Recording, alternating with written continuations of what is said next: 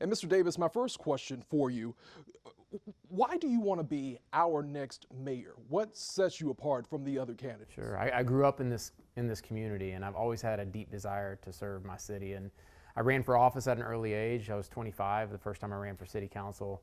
Wasn't successful that first time, and was hired by the Builders Association, and 4 years later was elected and was able to serve Jacksonville for 8 years in top leadership positions in City Hall. I was the youngest city council president in Jacksonville history. And it's really important as voters go out to decide who their next mayor is going to be, that that person has enough experience to be able to hit the ground running day one. I spent 4 years in the legislature.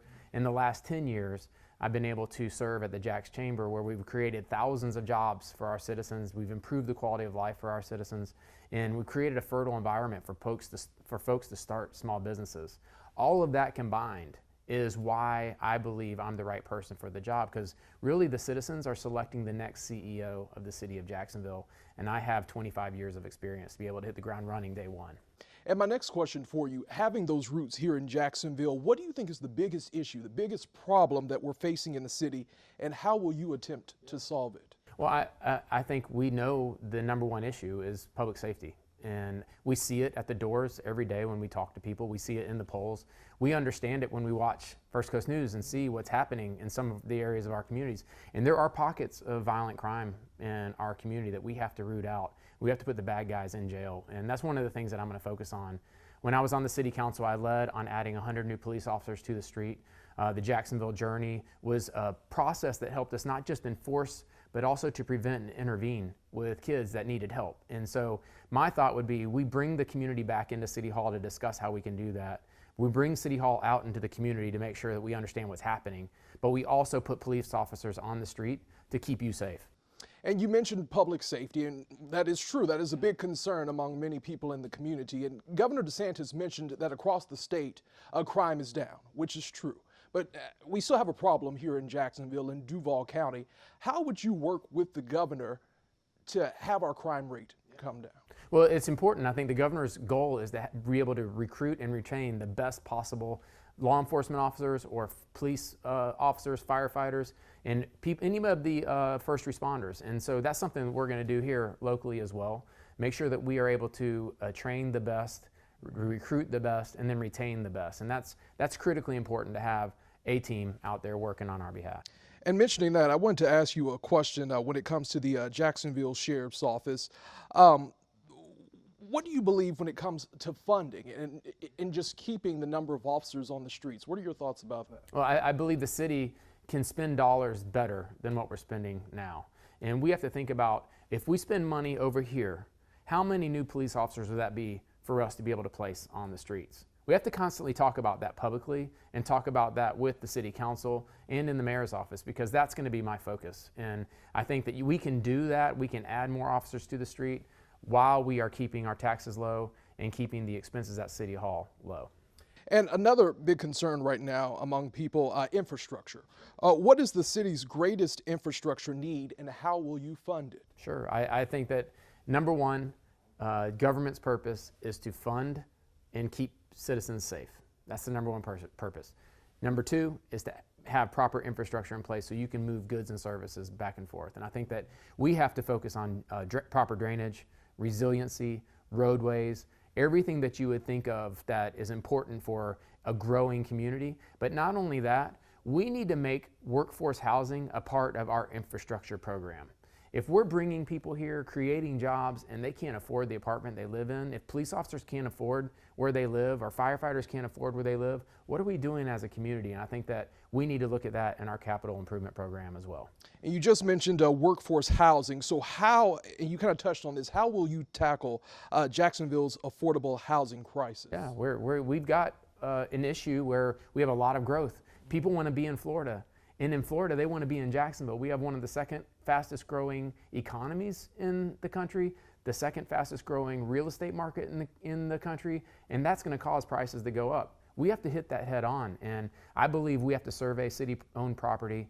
We have to work with developers to make sure that they can afford to develop for workforce housing. And when we do make a deal with a developer on that, we make sure that that workforce housing is preserved in perpetuity. And I also want to ask you about stadium renovations here across the street at TIAA Bank Field. That's kind of been a hot topic. Who should pay for those renovations and why? We're going to have a community discussion about this. And listen, we all love the Jags, and how awesome was it this last season to see them so successful, and how it brought unity to our community, no matter where you were from. And so that's exciting. And we have to figure out what the next steps are for making sure the Jags are in Jacksonville for the long haul. And when I am in the mayor's office, I'm going to negotiate on behalf of the people to make sure that the best possible plan and program is moved forward. We are going to have a very fair deal, we're going to have a very transparent deal, and it's going to be a deal that everybody in the city can get behind. Are you in favor of increasing Are you in favor of increasing the amount of money that the city of Jacksonville gives to both Florida and Georgia in order to keep the game here in Jacksonville for you? Yeah, listen, this is a priority for me. And day one, we're going to get on the road, and we're going to meet with the schools, both schools. We're going to let them know how important this game is to our community, the history of it. We're not going to lose this game. We're willing to do whatever it takes to make sure we keep Florida, Georgia in Jacksonville, and I'll be able to negotiate those deals with the experience I have. And some other questions for you.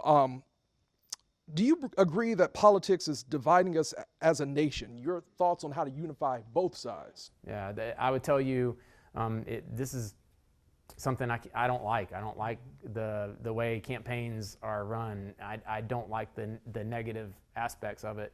I do think that my family and I are prepared to go through that because we believe it's worth going through this meat grinder to get to the other side and be able to serve our city. And so, do I like it? No, I don't like it. I think the citizens are tired of it. I think the voters are tired of it. And I think we should be talking about more policy-based issues like we're talking about today. And I can't wait to get to that point to where we get on the other side and we can serve the citizens, and it's worth it for me to be able to go through that. And you know, Daniel, there has been some criticism about the number of town halls or forums that you've attended. What is your response to that? Listen, anybody can say what they want to say. I'm spending my days with direct voter contact, and I'm going to the neighborhoods, knocking on doors, talking to real voters, and that's the most important thing I can do. I measure everything in my campaign based on, could I be at somebody's front door talking to them about what they need in this community? So my opponents can criticize all they want, but we know what we're doing and what's most effective, and that's what we're going to continue to do. All right. I have a few more questions for you here.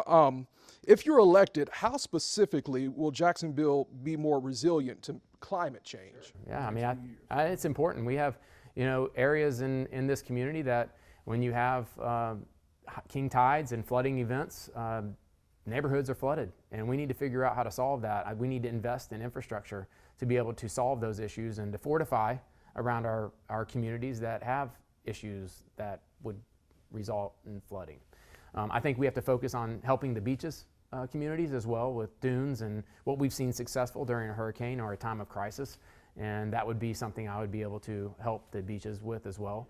And I would tell you on top of that, we need to do everything we can to protect our crown jewel, the St. Johns River, and the waterways that we have sets us apart from everybody else. The intercoastal waterway, the length of our beaches, the St. Johns River is something that we have that's special, and for the future we need to make sure that we're protecting those environmental assets that we have properly.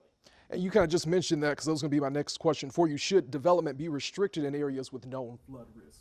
Well, I think that there's ways that you can solve the issue, and we need to prepare for that. We need to engineer for that. I don't think you necessarily would just blank slate say we aren't going to allow any development in those areas. What we would say is, how do you do that the right way where you're not injuring the environment and you're not injuring the people that would potentially live there as well? All right. And my last question for you, the issue of Confederate monuments, that's been another hot button issue in the city.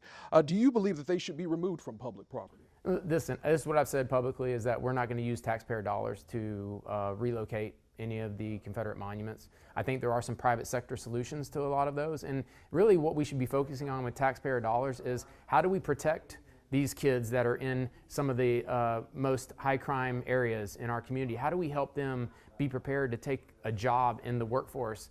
And I would tell you that's a better use of our taxpayer dollars to make sure that we prevent any future crimes that could be created, and we can prepare our kids for the jobs where they can put food on the table for their families. And I think we need to change our mindset on that and make sure that we're investing the right way.